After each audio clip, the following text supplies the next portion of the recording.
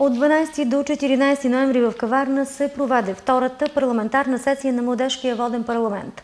Събитието бе организирано от Младежката организация и 4-те дирекции за басейново управление на водите във Варна, Благоевград, Плевен и Пловдив, като присъстваха представители на две от тях – тези на Варна и на Пловдив. При пристигането на някои от участниците в сградата на общината интерес представляваше кметския кабинет, за който споделиха, че е своеобразен рок-музей.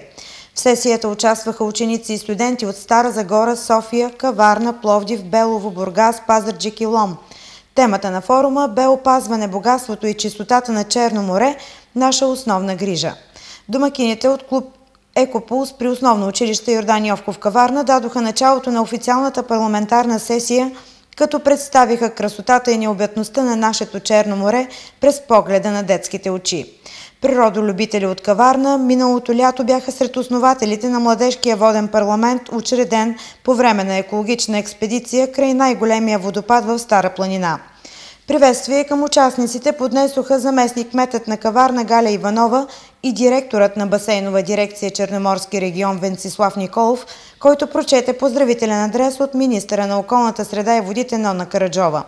Целта на срещата е да се мотивират и подпомагат дейностите на училищните и студентските формирования в областта на опазване на водите и водните екосистеми, както и да се допринесе за ценностната ориентация на младите хора и за формиране на активна гражданска позиция.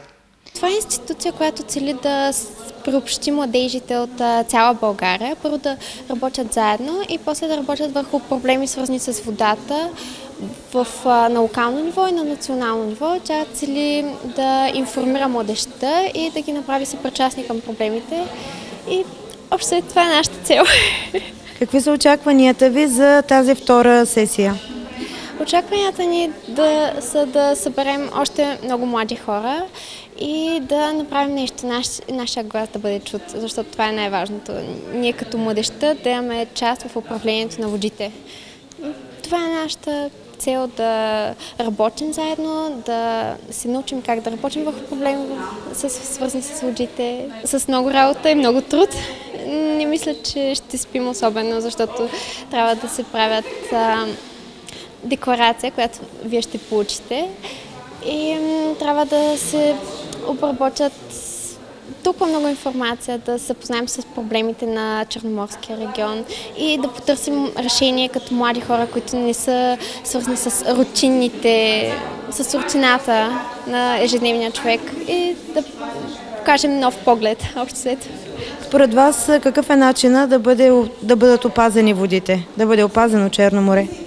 Когато младежта почне да се интересува живо, тогава те ще бъдат опазени. Всеки ден получаваме нови писма от други краища и това е страхотно. Все повече нови хора, които да участват и се интересуват, имат желание. Идеята за създаването на Младежки воден парламент в България е заимствана от Френската агенция по водите Артуа Пикарди и Международния офис на водите. Инициативата възниква първо във Франция, но бързо се развива и в останалите страни от Европейския съюз. В Младежкия воден парламент членуват деца над 15 години. Програмата за 3 дни включи запознаване на участниците с изпълнението на проекти и задачи през годината, интерактивни игри, беседи, дискусии, екскурзии и обсъждания. Бе избран нов президент на Младежкия парламент. Участниците са излезли с решение да работят на местно и национално ниво за популяризиране на дейността си в опазването на водите.